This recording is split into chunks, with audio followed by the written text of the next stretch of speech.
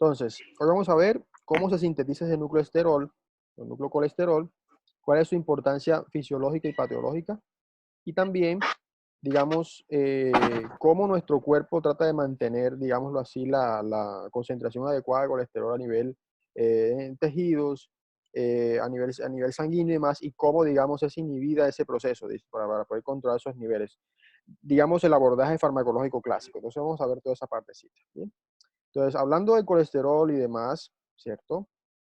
Todo lo que son esteroides, ácidos biliares, vitaminas liposolubles, ¿cierto? Algunos compuestos conocidos como terpenos, ¿cierto? Fitol, algunos derivados específicamente de núcleo esteroidal, algunos isoprenoides como la coenzima Q, que ustedes lo vieron en la cadena de transporte de electrones, y algunos compuestos también derivados de origen vegetal como las ciberelinas.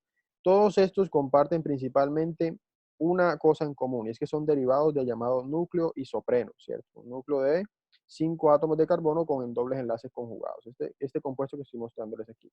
Este pequeño núcleo de 5 átomos de carbono, llamado isopreno, es la base de la síntesis de todos estos compuestos. ¿Sí?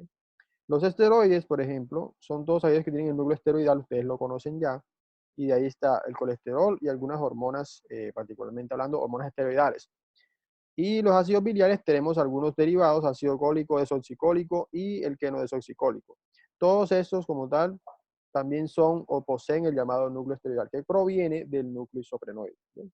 Entonces, hoy vamos a ver cómo, digamos, estos compuestos son producidos, incluyendo vitaminas liposolubles como la A, la D, la E y la K. Ustedes ya vieron el metabolismo de la D y la K en el foro, ¿cierto? Y vamos a hablar hoy un poquito de la vitamina A. La E, digamos que el tocoferol, ya nosotros lo vimos en lo que era lípidos la vez pasada, pero simplemente voy a enfocar en estas tres, A, D y K. Pero ya ustedes trabajan este mecanismo, entonces hoy vamos a hablar básicamente de lo que es A y particularmente el mecanismo de la D. ¿Sí? Ahora, el colesterol, como ustedes saben, es un esteroide, ¿cierto? Un núcleo, pues un núcleo esteroidal que es básicamente un núcleo de de 4 grupos cíclicos llamados ciclopentano peridrofenantreno. El ciclopentano peridrofenantreno es, como ustedes saben, es un núcleo clásico de todos los compuestos esteroidales. Son, digamos, 4 compuestos cíclicos fusionados, anillos A, B y C y D, que es un núcleo de 5 miembros, un núcleo ciclopentano. Los demás núcleos ciclohexanos están fusionados directamente y componen ese núcleo. Ahora, todos los compuestos que poseen ese núcleo, ciclopentano peridrofenantreno o núcleo esteroidal, son esteroides. Y el colesterol, particularmente hablando, es el más importante de ellos a nivel fisiológico. La característica principal de ese colesterol es, digamos, la presencia de una insaturación entre los carbonos 5 y 6 del anillo B, ¿cierto? Un grupo hidroxilado en el carbono 3 del anillo A, que le confiere una cierta característica polar al colesterol, y una larga cadena alquílica de átomos de carbono en el carbono 17. Esta cadena, digamos, esta cadena propílica que está acá, es una cadena que es escindida, es decir, es rota durante la síntesis de derivados, como es el caso de las sales biliares. Pero el núcleo esteroidal como tal, como ustedes pueden observar, es bastante apolar. Todo este núcleo esteroidal y esta larga cadena alquílica le confiere esa característica. ¿Bien? Ahora, la síntesis de colesterol, porque es lo que más nos vamos a enfocar, como ustedes saben, el colesterol, o de pronto ya lo vieron, lo han leído, el colesterol, digamos, es sintetizado más, no es degradado, no se puede obtener nada de él, no se puede oxidar. La síntesis del colesterol se da principalmente a nivel citoplasmático, específicamente en el retículo endoplasmático. ¿En qué tejido se da? En el tejido hepático, el hígado. Esto se debe a que básicamente en el retículo endoplasmático, a nivel hepático, existe un tejido llamado microsoma que contiene enzimas características de la síntesis de colesterol. Una de ellas es la escualeno-oxidasa. Vamos a ver a qué nos referimos con eso, pero por ahora me interesa que ustedes sepan que todos los átomos de carbono del colesterol provienen de un grupo acetilo de un acil-CoA graso. Es decir, que se transfieren cada átomo de colesterol de un grupo acetilo a la vez, ¿cierto? Es una acetilación continua. Y para la síntesis de colesterol se parte de un agente reductor que ya ustedes lo conocen, que es el NADPH. Bien. Este NADPH se genera a nivel citosólico, ya ustedes saben, por dos fuentes. Una es la enzima málica y la otra es la ruta de las pentosas fosfatos. Entonces vamos a ver cómo se da. En general, la síntesis del colesterol tiene tres grandes pasos. Uno es la conversión de acetatos en algo que se conoce como mevalonato, ¿cierto? Luego ese mevalonato se transforma en escualeno, que es el núcleo, digamos, o la fracción lineal de colesterol, y luego el escualeno se transforma en colesterol por una reacción de ciclación, es decir, unas formaciones de compuestos cíclicos para formar el llamado núcleo esteroidal. Vamos a ver cada uno de estos pasos de manera genérica, así que si tienen dudas, preguntas, no duden en hacerlas como tal. Bien, entonces, como les decía, el colesterol proviene del isopreno, ¿cierto? Es, digamos, el núcleo principal que permite obtener el colesterol, al ser un derivado del isopreno, es este mismo. Pero cada uno de los carbonos es adicionado de a 2 unidades de carbono a la vez. La estructura del colesterol contiene 27 átomos de carbono, miren, 27 totales. Eso es bastante grande. Ahora, esa estructura se obtiene a partir de acetilcoenzima A, que va entregando átomos de carbono a la estructura. Si ven aquí en esta figura que la saqué de la bioquímica de Leringer, observen que hay átomos de carbono en negro y hay unos en rojo. Los átomos de carbono que están marcados en negro son aquellos que provienen del grupo metilo del acetato. Y los que vienen, o que están en rojo, vienen del grupo o del carbono carboxílico del grupo ácido carboxílico derivado, que está en rojo aquí. Entonces, esa es básicamente la distribución de carbonos, cada uno proveniendo de 2 unidades a la vez. Obviamente, al principio, para poder conjugar acetato, se tiene que obtener isopreno, que es la molécula base para la síntesis. Eso lo vamos a ver como tal. ¿Por qué? Porque básicamente la acetilcoenzima A se va condensando y condensando para obtener lo que se conocen como isoprenos activados, que son los precursores en la síntesis de colesterol. ¿Bien? Entonces, esto es básicamente la biosíntesis de colesterol inicialmente hablando, el paso inicial. El precursor principal son 2 moléculas de acetilcoenzima A que se conjugan. Cuando ustedes vieron cuerpos cetónicos, se dieron cuenta de que básicamente esta conjugación en acetoacetil-CoA era el paso clave para la obtención de compuestos como acetoacetato, beta-hidroxibutirato y posteriormente por descarboxilación oxidativa se obtenía acetona. Pero cuando se conjuga acetoacetil-CoA con 2 moléculas de acetilcoenzima A, ¿cierto? Que son 4 moléculas de carbono, entonces hay una enzima a nivel citosólico que se llama HMG-CoA sintasa, la cual utiliza, digamos, una nueva molécula de acetilcoenzima A y agua para producir lo que se conoce como hidroximetilglutaril-CoA o HMG-CoA. ¿Por qué se llama hidroximetilglutaril-CoA? Porque es un grupo lineal, ¿cierto? Que posee un grupo carboxilato al final, pero que como característica principal posee un grupo metilo y un grupo hidroxilo en la misma posición o el carbono 3 a partir del carbono carbonílico. También se conoce como 3-metil, 3 hidroxi, glutarilcoa, toda esta molécula como ustedes pueden observar acá. Nótense que la conjunción, hay ¿cuántas unidades conjugadas? 2 de acetilcoenzima más una adicional, serían en total unas 6 moléculas. Entonces contemos, 1, 2, 3, 4, 5 y 6 átomos de carbono. Entonces, el HMG-CoA conjuga 3 moléculas de acetilcoenzima A directamente para producir este compuesto de 6 átomos de carbono. Ahora, el HMG-CoA, digamos que a partir de aquí ya nuestro organismo continúa el paso irreversible hacia la biosíntesis de colesterol. Ya esto transcurriría en el retículo endoplasmático, porque ahí es donde existen todos los factores transcripcionales para la síntesis de colesterol. Particularmente en el retículo endoplasmático, como veremos hoy, se produce la señal principal para la transducción de esta enzima que se llama HMG-CoA reductasa. ¿Qué hace la HMG-CoA reductasa? Es la enzima principal en la biosíntesis de colesterol, porque parte o toma el HMG-CoA y digamos, lo reduce a mevalonato. La reducción de mevalonato ocurre con la ruptura de esta unidad de coenzima A, ¿cierto? Y la ruptura de esta deja un grupo hidroxilado al final. Y este compuesto se llama mevalonato. 1, 2, 3, 4, 5, 6 átomos de carbono. Tiene 2 grupos hidroxilos a ambos lados y básicamente también se le conoce como ácido mevalónico, pero a nivel fisiológico se encuentra exclusivamente como mevalonato. Vean que aquí se usa NADPH como cofactor y observen cómo la HMG-CoA reductasa utiliza el poder reductor de NADPH citosólico para producir mevalonato, que es el principal precursor en la obtención de colesterol. Si parte adicionalmente, o sea, no parte hacia la síntesis de colesterol, este HMG-CoA se puede usar en la biosíntesis de cuerpos cetónicos, ya ese paso nosotros lo vimos anteriormente, pero cuando ya sucede, cuando ya es transportado a retículo endoplasmático o en microsoma a nivel hepático, es transformado directamente a mevalonato, ya este paso es irreversible, ya nuestro cuerpo está partiendo hacia la biosíntesis de colesterol. Entonces, más o menos, muchachos, eso es lo que está ocurriendo. Entonces, observen cómo hasta la formación de HMG-CoA, el cuerpo no se compromete a producir colesterol, que es algo similar a la cetogénesis. Pero cuando ya se reduce el mevalonato, ya ahí sí digamos, nuestro cuerpo está comprometido hacia la producción de colesterol. Ahora, hay inhibidores, ¿cierto? Inhibidores, de hecho, de la síntesis de colesterol son las estatinas, que inhiben a la HMG-CoA reductasa, que es la enzima que se encarga de sintetizar colesterol. Hay dos tipos de lovastatinas, hay unas tipo 1 que son naturales y las tipo 2 que son sintéticas.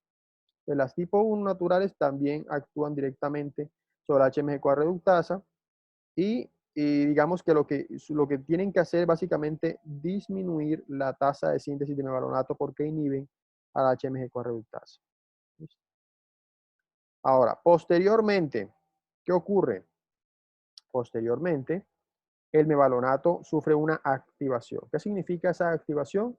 Sufre el ataque de 3 quinasas diferentes, que son enzimas que transfieren grupos fosfato hacia cada uno de los grupos hidroxilos. ¿Listo? Entonces, ¿qué hace aquí? Miren cómo la unión de grupos fosfato por cada una de las quinasas deja fosfatados a los residuos hidroxilos. Esto ocurre porque químicamente el grupo hidroxilo es un grupo pésimo para salir, es decir, no es un grupo energético.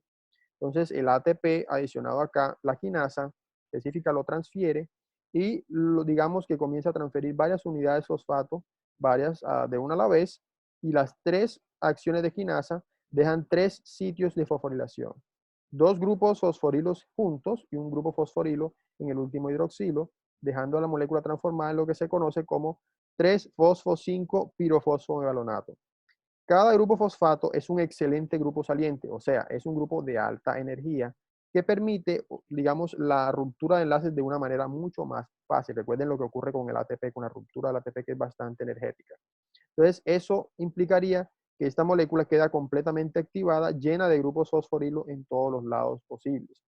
Y ahí, en ese momentico, ya cuando ella queda activada como 3-fosfo-5-pirofosfomevalonato, sufre una descarboxilación. Este grupo fosfato es bastante, digamos, bueno para salir un excelente grupo saliente, y esa conjugación de doble enlace permite una descarboxilación oxidativa, liberación de este grupo carboxilo, y la molécula queda con un doble enlace aquí.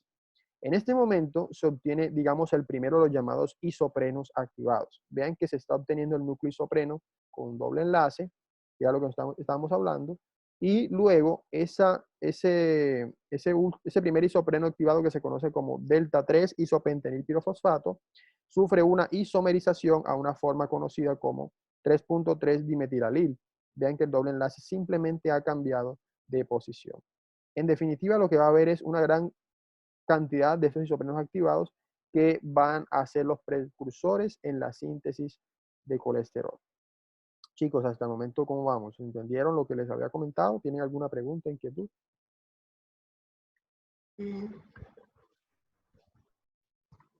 ¿Sí o no?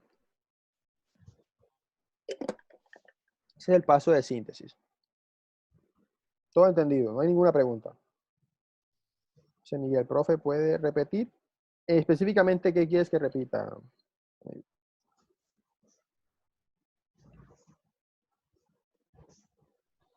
Desde el mevalonato, muy bien. Entonces, a partir del mevalonato, lo que ocurre es la activación del núcleo mevalonato. Es decir, primero lo que ocurre es que,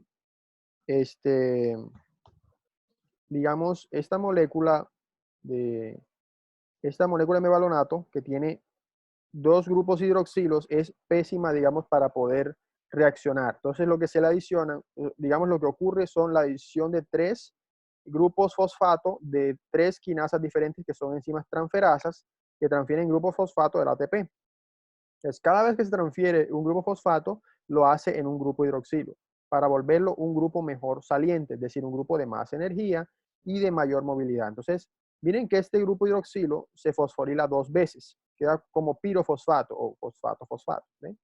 Y la última fosforilación ocurre en el carbono 3. ¿Ven? Entonces queda aquí el carbono 3 con grupo fosfato. Esa última activación es el paso final para la llamada obtención del isopreno. ¿Por qué?